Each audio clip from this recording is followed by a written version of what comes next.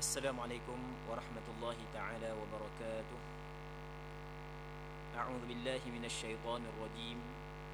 بسم الله الرحمن الرحيم. الحمد لله رب العالمين، والصلاة والسلام على أشرف الأنبياء والمرسلين سيدنا محمد وعلى آله وصحبه أجمعين. اللهم رب اشرح لي صدري ويسر لي أمري واحلل عقدة من لساني يفقه قولي، ولا حول ولا قوة إلا بالله العلي العظيم. اللهم انفعنا بما علمتنا وعلمنا ما ينفعنا وعلمنا ما جهلنا وذكرنا ما نسينا. اللهم يسر ولا تعسر، رب تمم بالخير. اللهم افتح علينا فتوح العارفين، وفقنا توفيق الصالحين. اللهم لا سهل إلا ما جعلته سهلا، وأنت تجعل الحزن إذا شئت سهلا. InsyaAllah kita sambung balik pengajian kitab Bulughul Maram yang membincangkan tentang hadis-hadis yang berkait dengan hukum hakam yang dikarang dan disusun oleh Al-Imam Al-Hafidh Ibn Hajar Al-Asqalani rahimahullahu subhanahu wa ta'ala, wa nafa'ana Allahu bi'ulumihi fid darain amin. Kita masih lagi di dalam bab istisqa, meminta hujan. Jadi katanya wa an Anas radhiyallahu anhu, hadis yang ke-540. Wa an Anas radhiyallahu anhu anna rajulan dakhala al-masjid yawm al-jum'ah wan nabiy sallallahu alayhi wasallam qa'imun yakhthub. فقال يا رسول الله هلكت الأموال وانقطعت السبل فادعوا الله عز وجل يغيثنا. فرفع يديه ثم قال اللهم أغثنا اللهم أغثنا. فذكر الحديث وفيه الدعاء بإمساكها متفق عليه. Maksudnya daripada Sayyidina Anas bin Malik radhiyallahu ta'ala anhu, katanya bahawa ada seorang lelaki masuk ke dalam masjid pada hari Jumaat sementara Nabi sallallahu alaihi wasallam sedang berdiri dalam khutbahnya. Lalu lelaki itu berkata, wahai Rasulullah, harta benda yakni ternakang telah binasa dan semua jalan penghidupan telah terputus, maka doalahkanlah kepada Allah agar menurunkan hujan kepada kami. Lalu baginda sallallahu alaihi wasallam mengangkat kedua tangannya dan berdoa, ya Allah, turunkanlah hujan kepada kami. Ya Allah, turunkanlah hujan kepada kami. Ya Allah, turunkanlah hujan kepada kami. Dan seterusnya dalam hadis ini disebutkan doa memohon agar hujan dihentikan. Hadis ini dikeluarkan oleh Imam Bukhari dan Muslim. Muslimin muslimat yang dirahmati oleh Allah Subhanahu wa taala. Jadi sebelum daripada ni kita khabar, pernah kita cerita, pernah kita bincang berkenaan dengan minta hujan. Yang mana minta hujan ni adalah ketika berlaku kemarau yang panjang.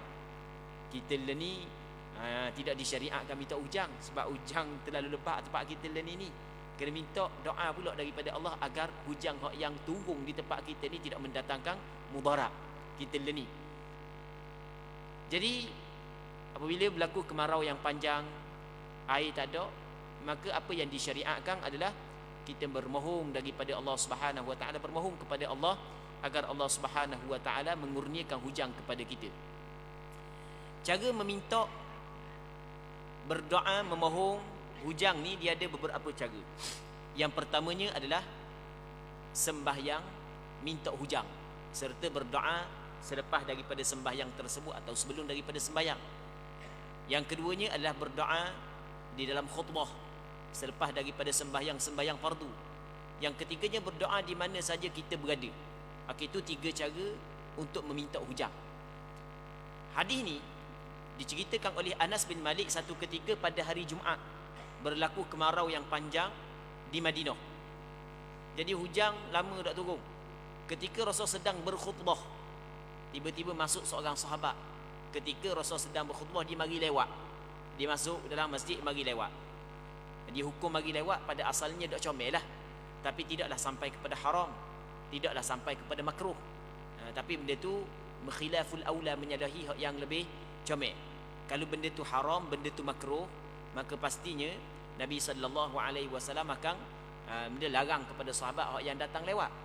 Baik, jadi benda tu tak comel, cuma benda tidaklah sampai kepada haram. Jadi ada seorang sahabat masuk ke dalam masjid ketika Rasul sedang berkhutbah.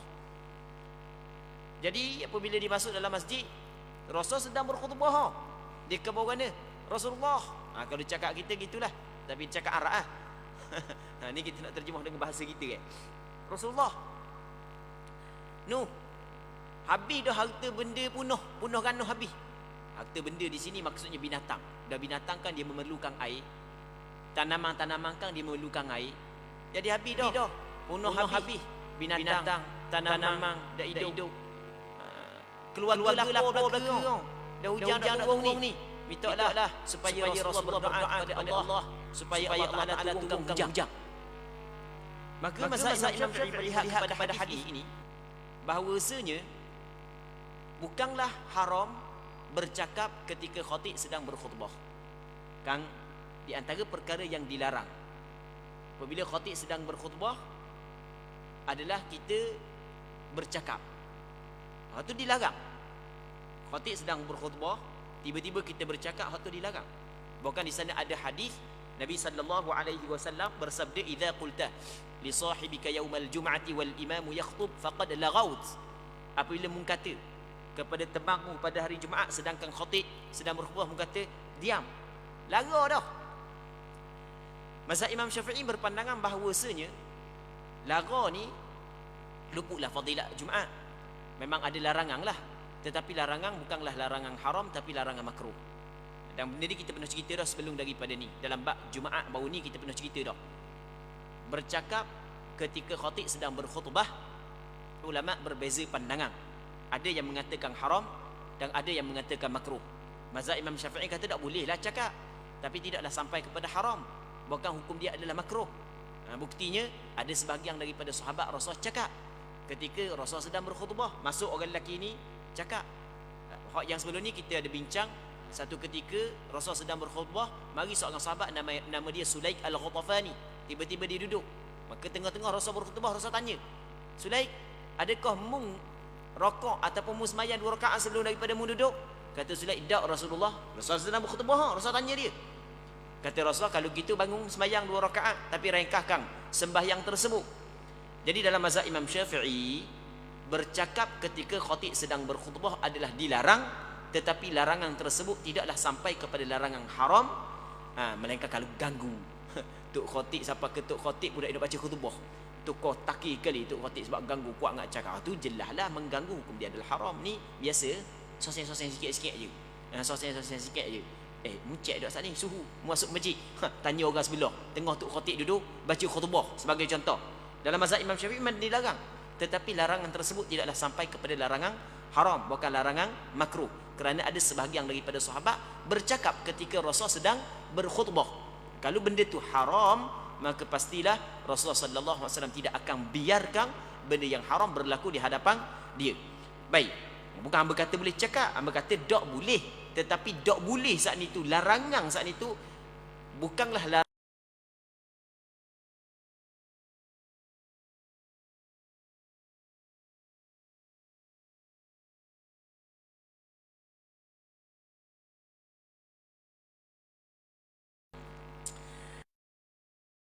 Ketika Rasul sedang berkhutbah, dia khabar kepada Rasulullah, minta kepada Rasulullah supaya berdoa. Terus Rasul katakan berdoa, Allahumma aghithna, Allahumma aghithna, ya Allah, kurniakanlah hujan kepada kami ya Allah, turunkanlah hujan kepada kami ya Allah, turunkanlah hujan. Itu doa Rasulullah, Allahumma aghithna, aghithna. Dak adang sekejap. Hak yang awam tak ada langit dalam riwayat yang lain menyebut. Tiba-tiba awam gelap katuk hujan selebat-lebatnya. Seminggu tu hujan. tak berhenti-berhenti. Minggu depan dia mari pula. Dia orang jauh sikit daripada Madinah. Minggu depan dia mari pula. Minta Rasulullah, tengok Rasulullah khutbah, mari minta pula kepada Rasulullah. Rasulullah minta Allah Ta'ala berhentilah hujang, banyak sangat ada hujang. Itu maksud dalam hadis ini disebut doa memohon agar hujang diberhentikan.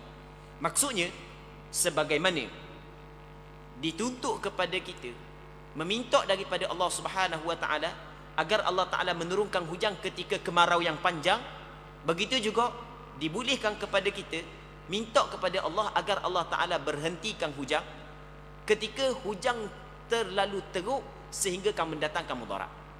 Dan benda ni pernah dilakukan oleh Nabi sallallahu alaihi wasallam. Okey, seterusnya wa anhu radhiyallahu anhu anna Umar radhiyallahu anhu kana idza anna Umar radhiyallahu ta'ala anhu kana idza quhiqu istasqa bil Abbas bin Abdul Muttalib wa qala Allahumma inna kunna nastasqi ilayka bi nabiyyina fatasqina wa inna natawassalu ilayka bi ammi nabiyyina fasqina fayusqaun. Hadis riwayat Imam Bukhari.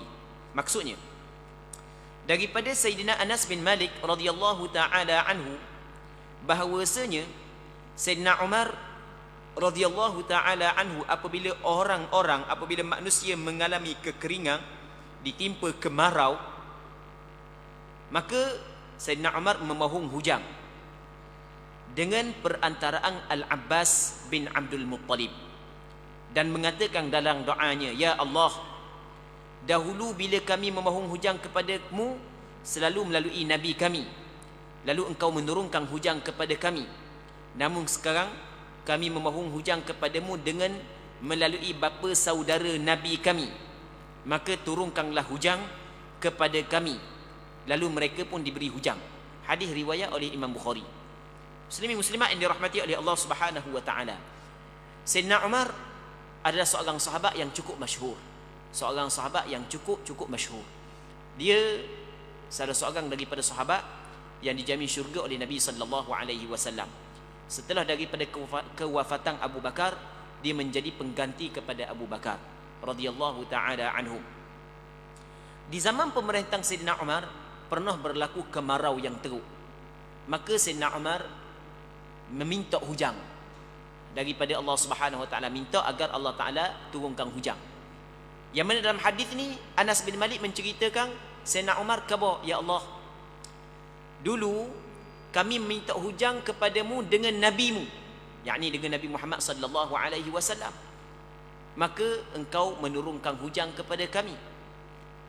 Ni sekarang ni kami bertawassul kepadamu ya Allah dengan empok saudara nabimu, iaitu Abbas bin Abdul Muttalib, maka tuangkanlah, kurniakanlah hujang kepada kami.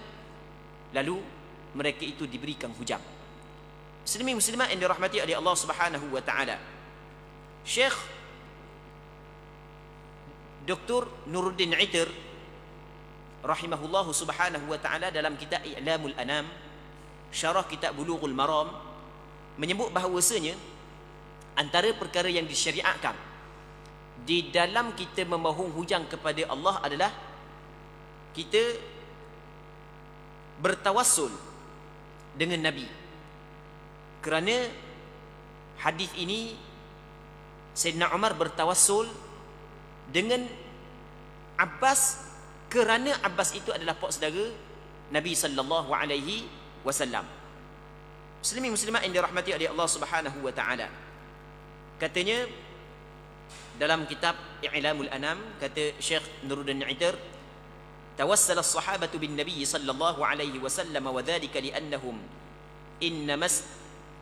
إنما استشفعوا بالعباس لكونه عم النبي صلى الله عليه وسلم فهذه النسبة هي سبب توسلهم به رضي الله عنه وقد صرح العباس في دعائه بهذا فقال وقد توجه القوم بي إليك لمكاني من نبيك أخرجه زبير بن بكار في الأنساب. Maksudnya para sahabat Nabi sallallahu alaihi wasallam bertawassul dengan Nabi.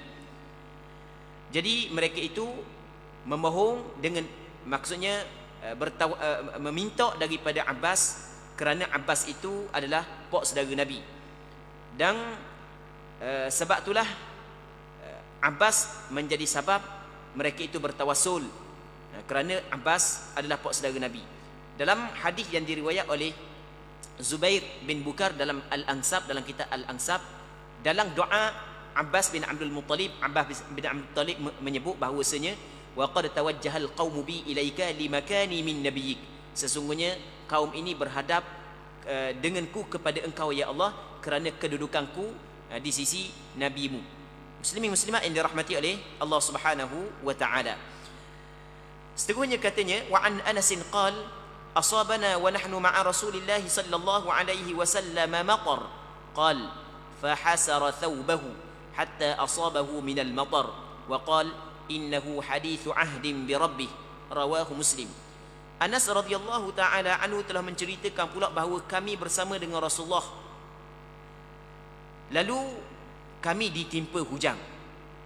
Anas melanjutkan kisahnya bahawa selanjutnya baginda sallallahu alaihi wasallam membuka bajunya agar terkena hujang seraya bersabda, sesungguhnya hujang ini baru turun daripada sisi Rabbnya. Jadi dalam hadis ni Anas menceritakan bahawasanya satu ketika Nabi sallallahu alaihi wasallam bersama dengan sahabat dia ditimpa hujang. Lama dah hujang, tiba-tiba hujang. Rasulullah dengan sahabat dia. Rasulullah ketika kena turun hujang tu, Rasulullah selok kain dia supaya air hujang saat itu kena seluruh tubuh Rasulullah. Sebab dia Rasulullah buat perkara tersebut, alasan Nabi sallallahu alaihi wasallam kerana hujang itu baru diciptakan oleh Allah Subhanahu wa taala. Jadi perkara yang baru diciptakan oleh Allah ia mengandungi keberkatan. Maka Rasulullah inginkan keberkatan tersebut mengenai tubuh Nabi sallallahu alaihi wasallam. Dan sebab itulah sebahagian daripada ulama menyebut bahawasanya hadis ini dijadikan sandaran bahawasanya apabila hujang lama tak turun, tiba-tiba turun, maka disunatkan kita mandi hujang tersebut, kerana hujang itu mempunyai keberkatan, kerana ia adalah hadithu ahdin bi rabbih, baru diciptakan oleh Allah Subhanahu wa taala. Wa an Aisyah radhiyallahu anha anna Rasulullah sallallahu alaihi wasallam kana idza ra'a al-matar qala Allahumma sayyiban nafi'a akhrajah. Maksudnya daripada Aisyah radhiyallahu taala anha telah menceritakan bahawa Nabi sallallahu alaihi wasallam apabila melihat hujang turun, maka Rasul berdoa, ya Allah, semoga hujang yang lebat ini mendatangkan manfaat. Hadis diriwayat oleh Imam Bukhari dan Muslim. Hadis ni boleh kita amal sekarang ni, masa kita ni, kerana kita hujang lebat lah ni. Dan memang ahli cuaca pun mengikut kajian ahli cuaca, memang antara cuaca ataupun negeri yang mengalami benda hujang lebat sehari dua ni Terengganu. Jadi boleh kita amal hadis ni. Aisyah sebut lagu mana Rasulullah apabila tengok hujang lebat, maka Rasul akan berdoa kepada Allah, Allahumma sayyiban nafi'a, ya Allah, turunlah hujang yang lebat ini yang mendatangkan manfaat.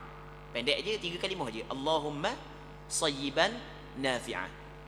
Jadi kita baca doa ni, yang pertama sekali dapat pahala kerana kita mengikut Nabi sallallahu alaihi wasallam. Yang keduanya dapat pahala kerana kita berdoa, kerana ad-doa wal ibadah, doa itu adalah ibadat. Yang ketiganya adalah yang pertama kita dapat pahala kerana kita mengikut Nabi sallallahu alaihi wasallam.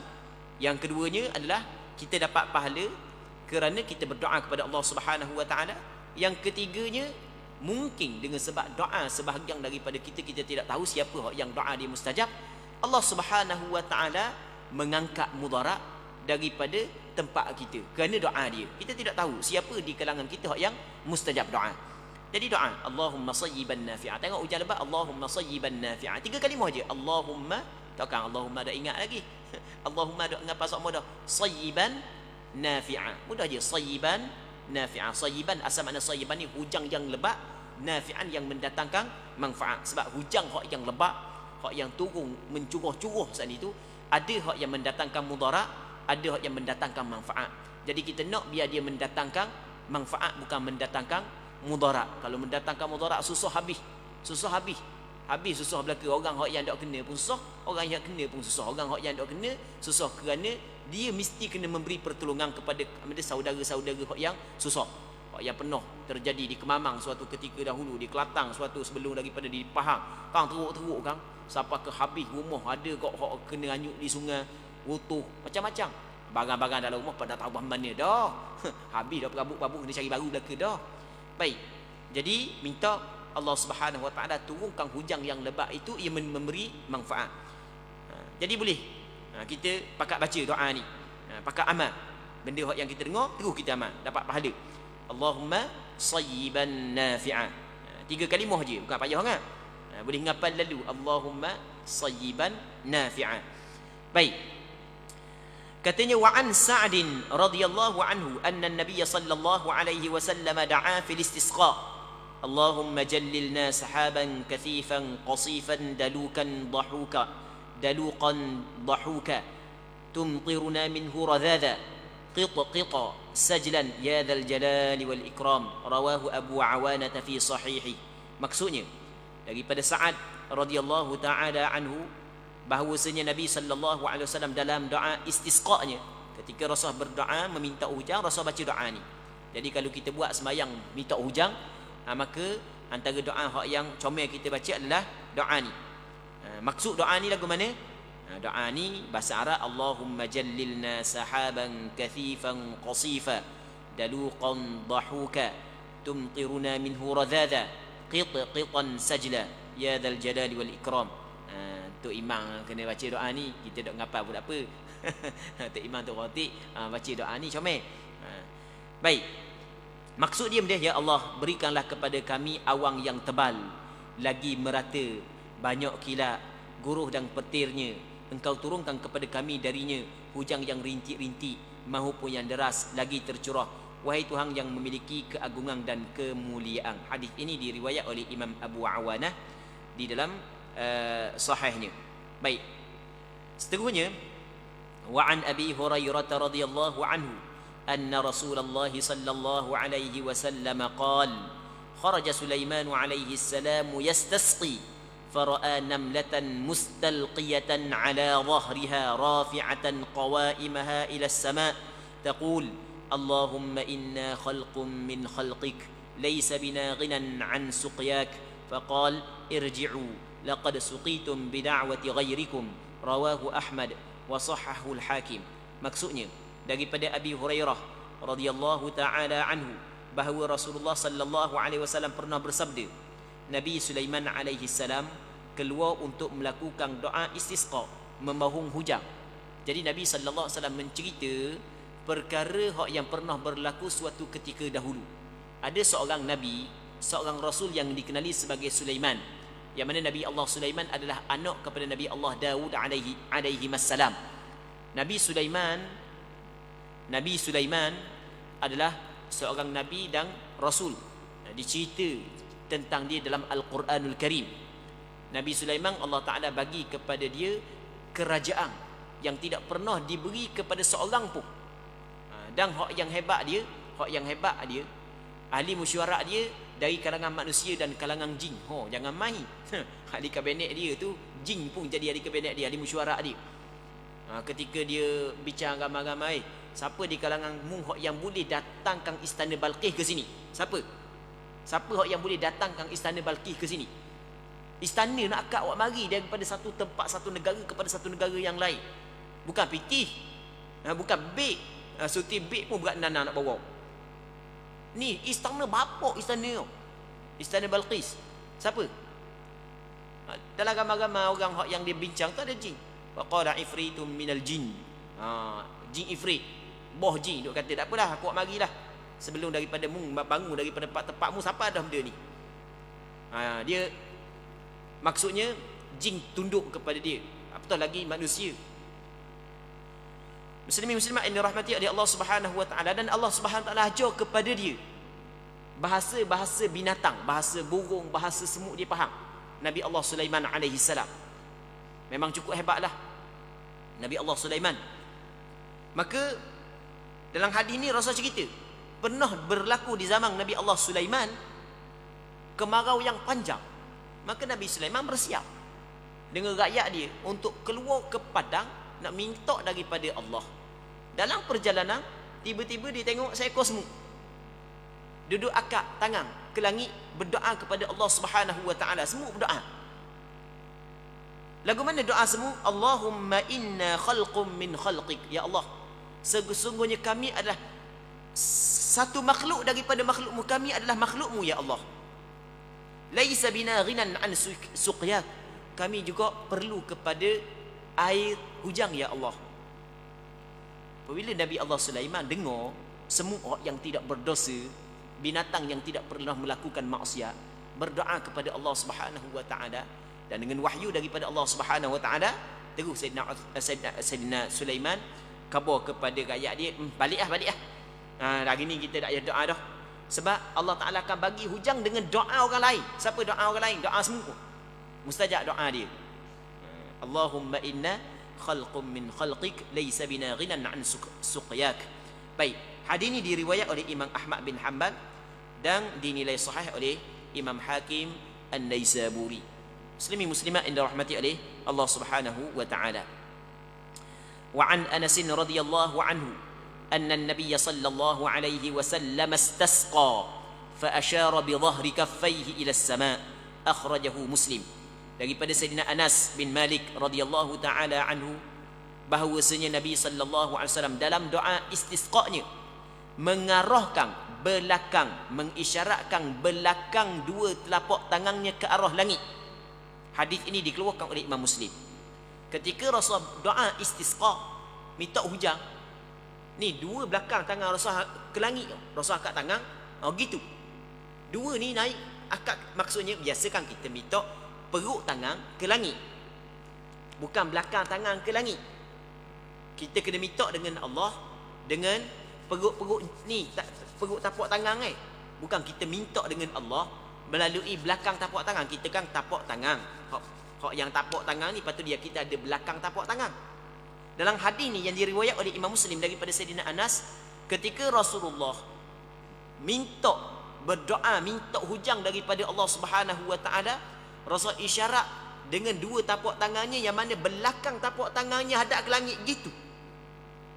Bukan gini, gitu. Kalau cakap kita, dia kat tinggi, siapa nampak tiuk gitu jadi. Baik. Muslimin muslimat yang dirahmati oleh Allah Subhanahu wa taala. Hadis ni ulama-ulama fiqh berbeza pandangan di dalam memahami hadis ini.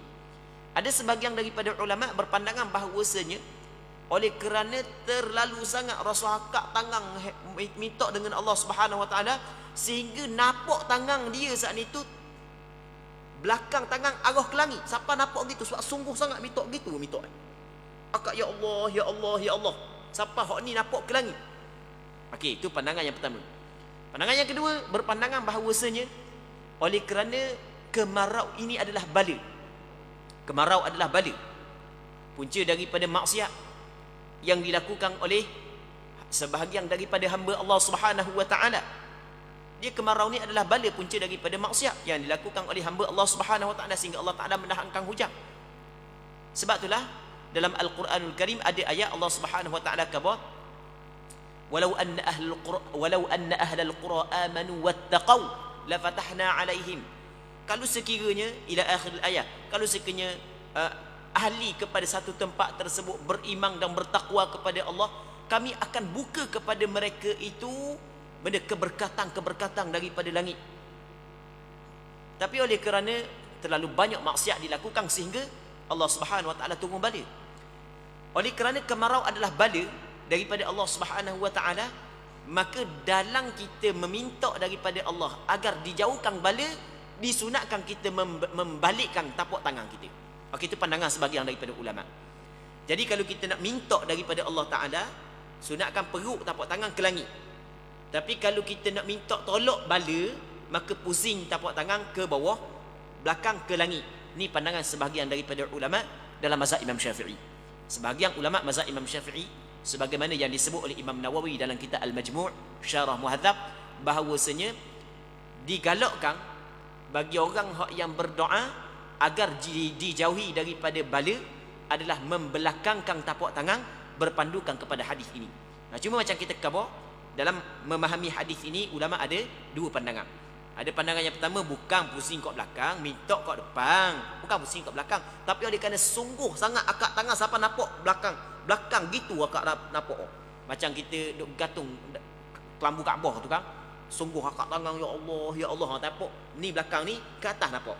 Okey, itu pandangan yang pertama. Pandangan yang kedua adalah dalam kita doa untuk menolak bala, maka dituntut, digalakkan kita pusing tapak tangan ke langit. Jadi kita doa sampai masa tolak bala, pusing gini. Sunat lagu tu. Ini mengikut pandangan sebahagian daripada ulama. Allahumma kshif anna wa 'anil muslimin al-ghala awal waba awal bala.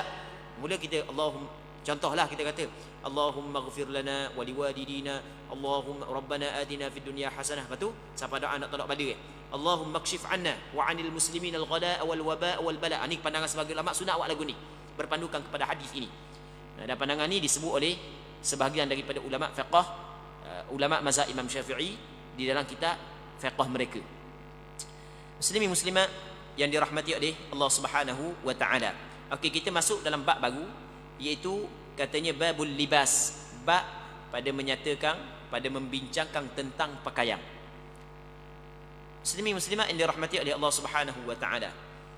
Kita sebagai hamba Allah Subhanahu wa taala, setiap gerak-geri kita, setiap perbuatan kita, setiap tindakan kita, kita terikat dengan hukum hakam. Daripada sekecil-kecil perkara sehingga sebesar-besar perkara ada hukum hakam, kita terikat dengan hukum hakam.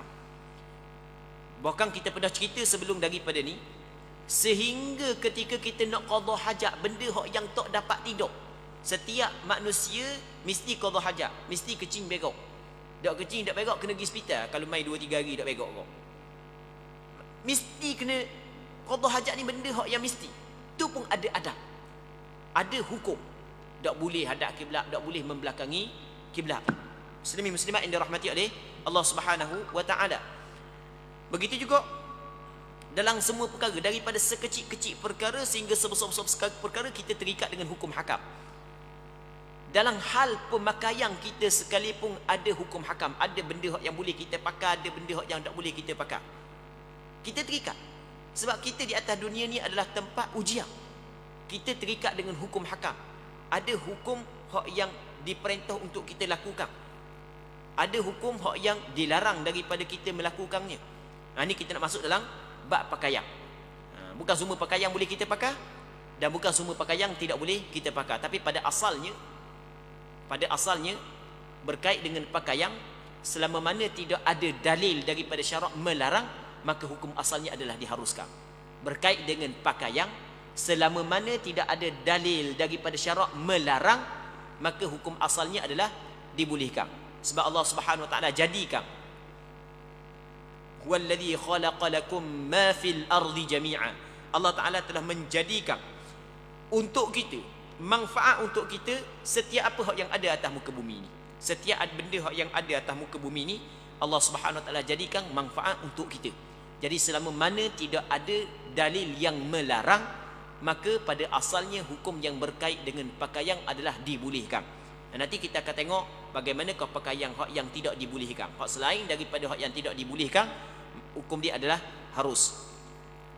Hadis yang pertama daripada bab al-libas, kata Al-Hafiz Ibn Hajar Al-Asqalani, an Abi Amir Al-Ash'ari radhiyallahu anhu qala qala Rasulullah sallallahu alaihi wasallam, la yakunanna min ummati aqwamun yastahilluna al-hira wal harira, rawahu Abu Dawud wa asluhu fil Bukhari. Maksudnya daripada Abi Amir Al-Ash'ari radhiyallahu taala anhu, katanya Rasulullah sallallahu alaihi wasallam pernah bersabda, sesungguhnya kelak benar-benar akan ada sejumlah daripada kalangan umatku yang menghalalkan zina dan kain sutera. Kata Nabi sallallahu alaihi wasallam, sesungguhnya akan ada dari kalangan umatku ramai manusia yang mereka itu menghalalkan zina, menghalalkan kemaluan. Di al-hira makna faraq, menghalalkan kemaluan perempuan, maksudnya menghalalkan zina. dengan bermacam-macam alasan, mengharuskan zina, lepas tu menghalalkan sutera.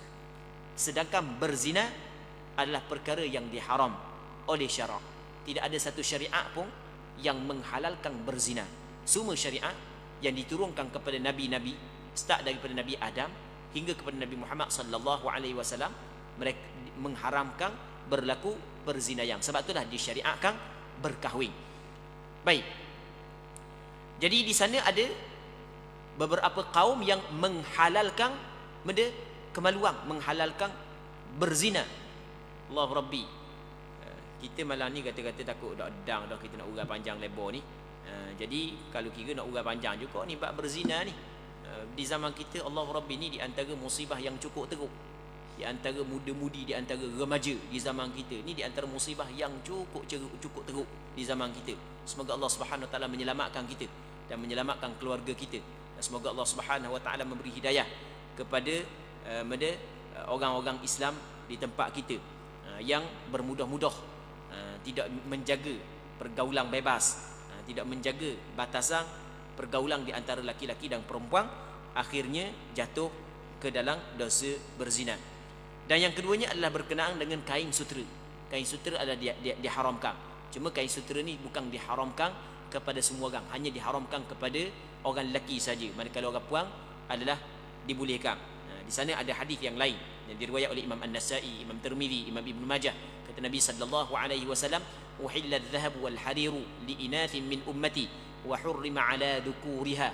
Yang mana emas dan sutera dihalalkan kepada perempuan dari kalangan umatku, namun keduanya adalah diharamkan kepada lelaki dari kalangan umatku. Muslimin muslimat yang dirahmati oleh Allah Subhanahu wa taala. Jadi sutera di antara perkara yang diharamkan kepada orang lelaki. Orang lelaki haram pakai sutera. Bukan semua jenis kain boleh pakai. Kain sutera hukum dia adalah haram. Sutera asli ni lah. Kalau sutera tiruan, sebenarnya bukan sutera. Nak panggil je sutera. Padahal sebenarnya bukan, dia buat daripada ulat sutera. Nama je sutera tiruan je. Itu lain. Kalau ni sutera asli. Sutera asli tidak dibolehkan kepada orang lelaki. Hukum dia adalah haram. Dibolehkan kepada perempuan. Perempuan tak ada masalah. InsyaAllah berkenaan dengan sutera pada minggu depan, kalau dipanjangkan umur, kita akan bincang secara panjang lebar. Wallahu Subhanahu wa taala a'la wa alam. Jadi untuk malam ni kita kena berhenti sini dulu. InsyaAllah kita berdoa kepada Allah Subhanahu wa taala agar apa yang kita bincang pada malam ni sama-sama dapat mengambil manfaat, dan semoga Allah Subhanahu wa taala memberkati majlis ilmu yang kita adakan pada malam yang mulia ini. Wallahu Subhanahu wa taala a'la wa alam. اللهم حققنا باتباع نبيك محمد صلى الله عليه وسلم ظاهرا وباطنا. اللهم اجعلنا ممن يستمعون القول فيتبعون أحسنه. اللهم ارزقنا الإخلاص في القول والعمل. وصلى الله على سيدنا محمد وعلى آله وصحبه أجمعين والحمد لله رب العالمين.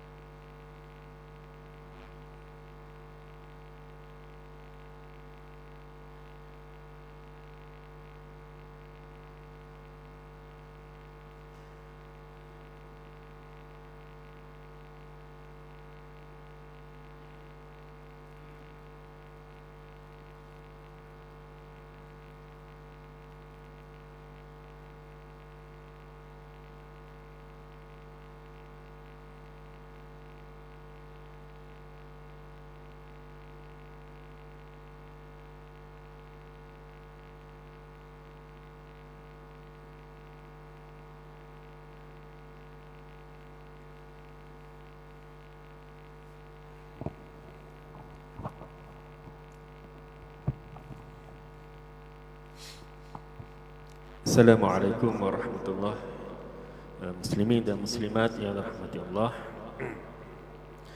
InsyaAllah selepas pada isyak nanti di atas saranan kerajaan negeri pada malam ni kita akan melakukan solat hajat serentak seluruh negeri Terengganu, di mana kita mohon pada Allah Subhanahu Wa Taala agar menyelamatkan negeri kita dan negara kita daripada musibah dan bencana, dan mohon pada Allah Subhanahu Wa Taala mengangkatlah segala bala dan ujian yang kita terima pada hari ini.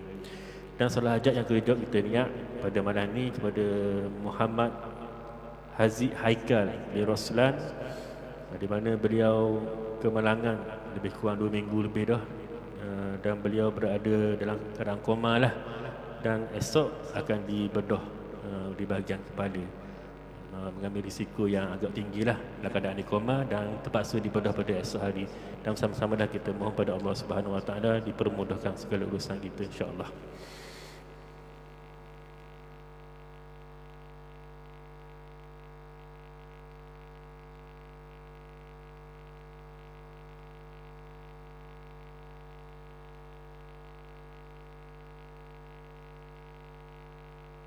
الله أكبر أشهد أن لا إله إلا الله أشهد أن محمدا رسول الله حي على الصلاة حي على الفلاح قد قامت الصلاة قد قامت الصلاة الله أكبر الله أكبر لا إله إلا الله.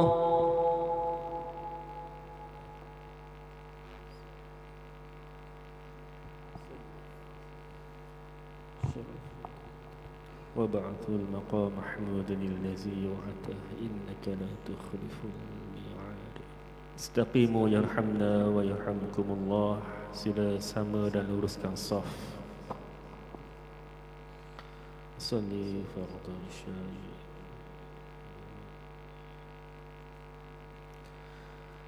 الله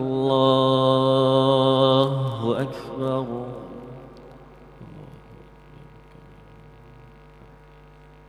سبحان الله. إن صلاتي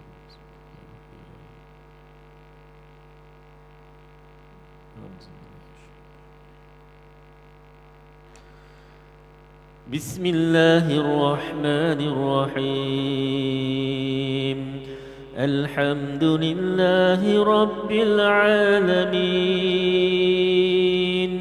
الرحمن الرحيم مالك يوم الدين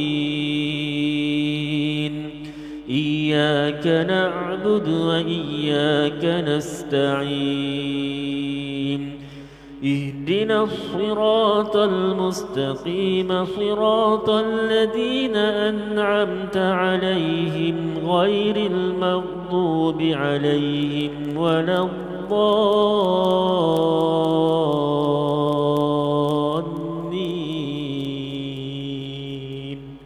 آمين.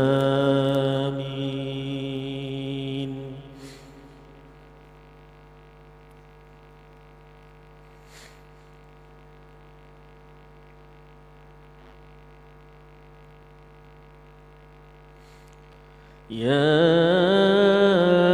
أيها الذين آمنوا استعينوا بالصبر والصلاة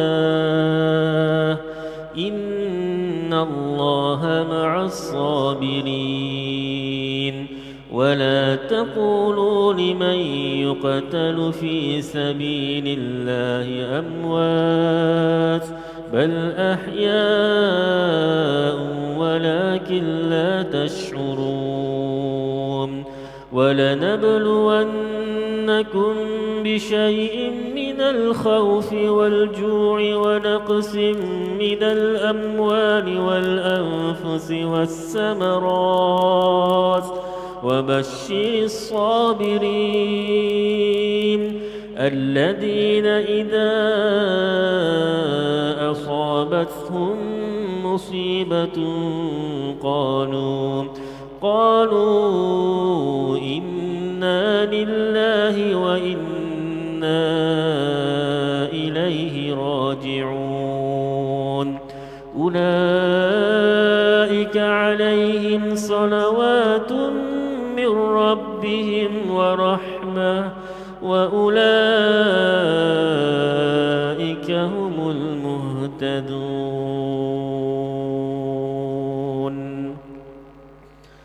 الله أكبر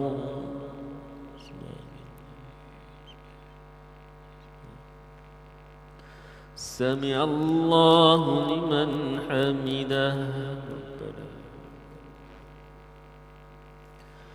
الله أكبر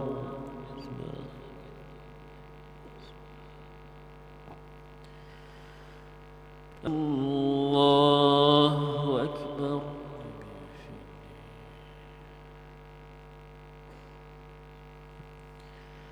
الله أكبر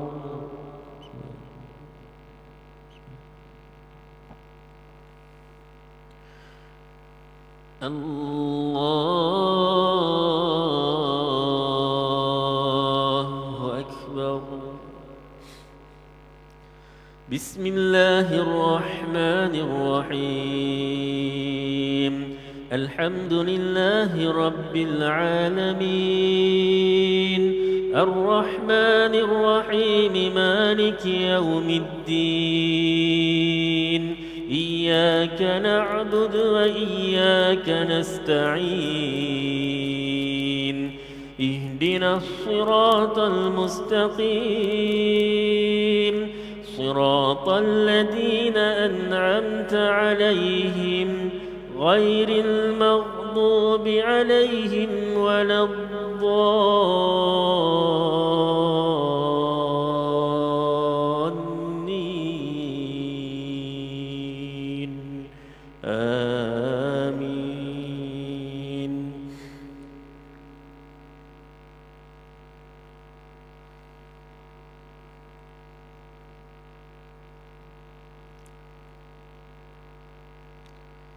يا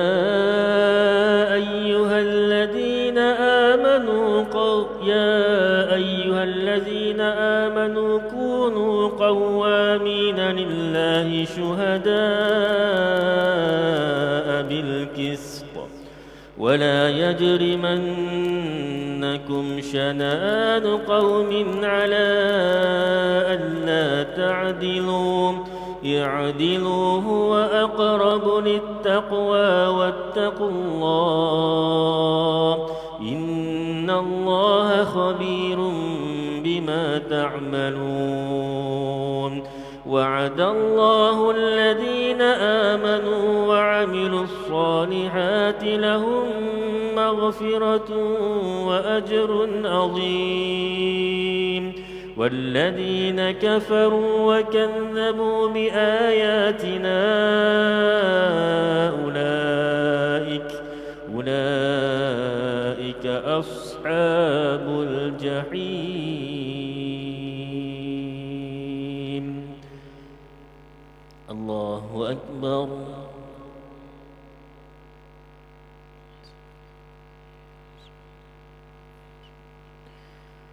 سمع الله لمن حمده الله أكبر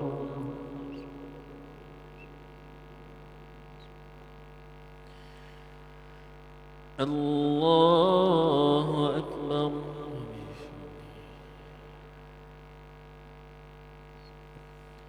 الله أكبر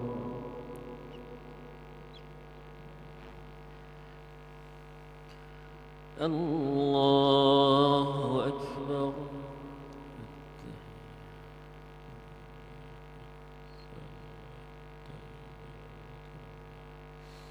السلام عليكم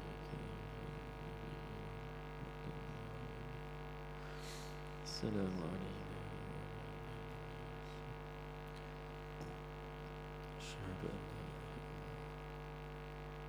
أشهد أن محمدا رسول الله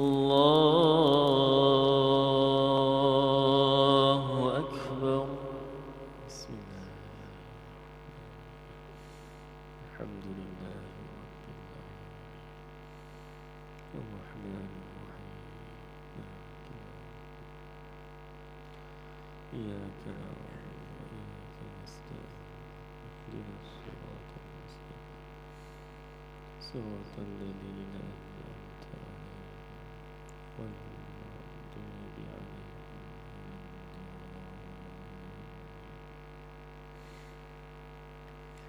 الله أكبر.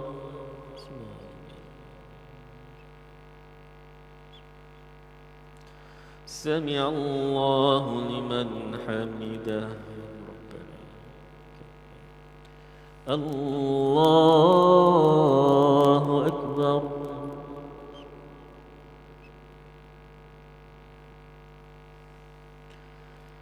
الله أكبر.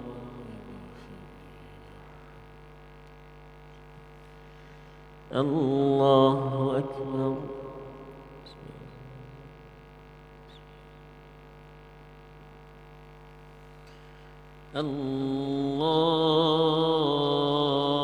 الله أكبر.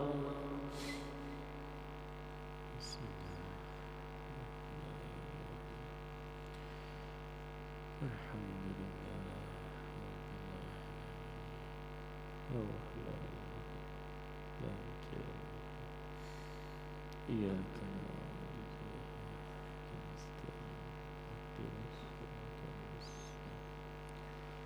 صراط الذين أنعمت عليهم غير المغضوب عليهم ولا الضالين. الله أكبر.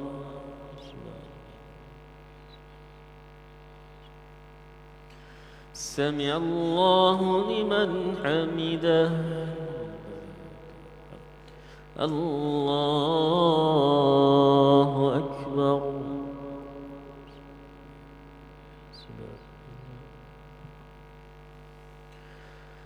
الله أكبر.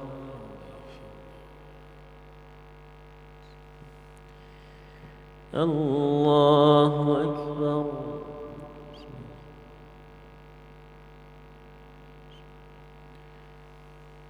الله أكبر.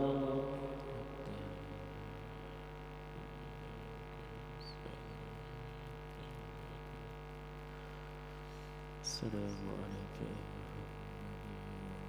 ورحمة الله. السلام علينا وعلى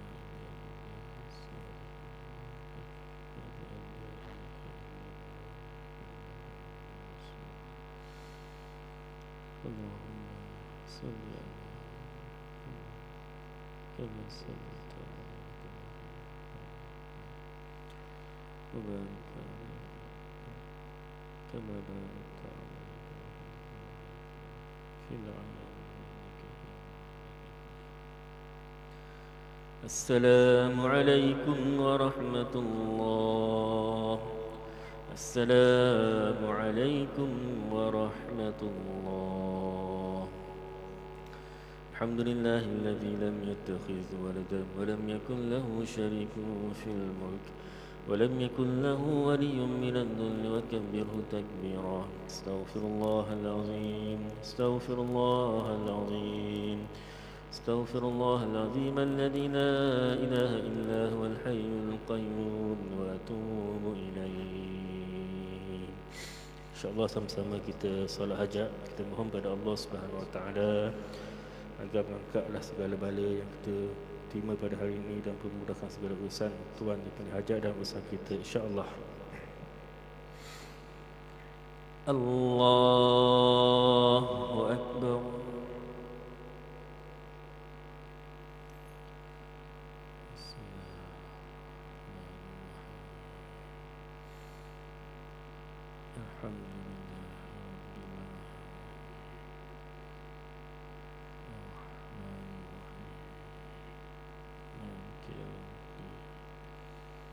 إياك نعبد وإياك نستعين اهدنا الصراط المستقيم صراط الذين أنعمت عليهم غير المغضوب عليهم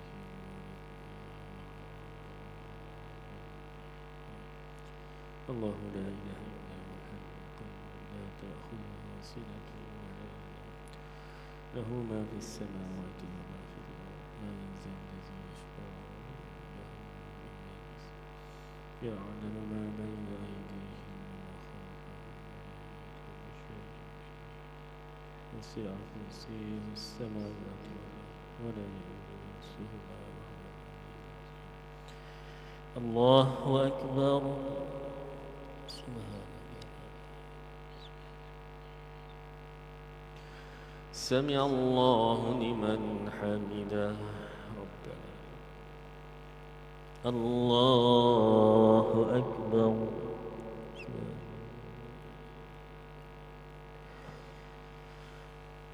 الله أكبر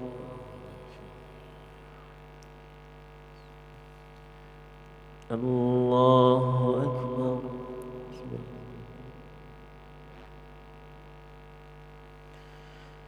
الله أكبر بسم الله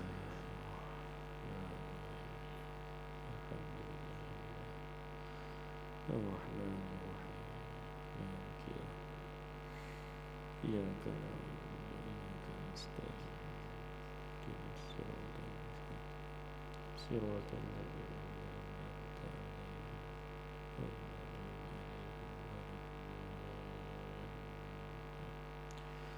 بسم الله الرحمن الرحيم قل هو الله أحد الله الصمد لم يلد ولم يولد الله أكبر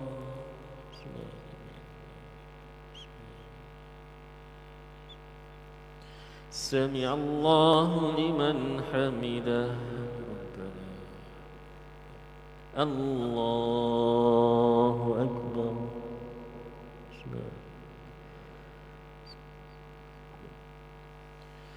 الله أكبر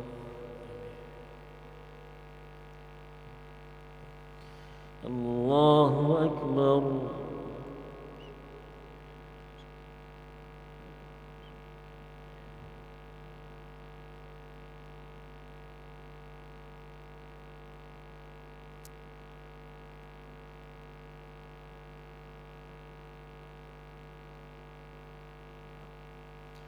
الله أكبر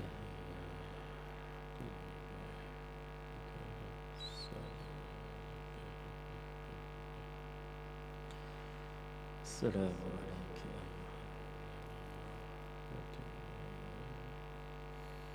السلام علينا وعلى أشهد أن اللهم صل على وبارك كما بارك في السلام عليكم ورحمة الله السلام عليكم ورحمة الله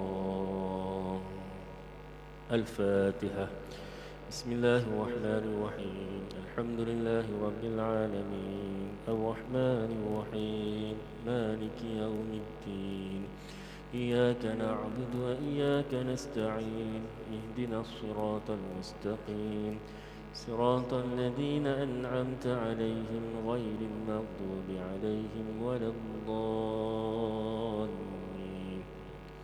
بسم الله الرحمن الرحيم الحمد لله رب العالمين والصلاة والسلام سيدنا محمد أشرف الأنبياء والمرسلين وعلى آله وصحبه أجمعين اللهم صل على سيدنا محمد طب القلوب ودوائها وعافية الأبدان وشفائها ونور الأبصار وضيائها وعلى آله وصحبه وبارك وسلم اللهم اغفر لنا ذنوبنا ولوالدينا وذرياتنا ولجميع المسلمين والمسلمات برحمتك يا أرحم الراحمين اللهم أعنا على ذكرك وشكرك وحسن عبادتك.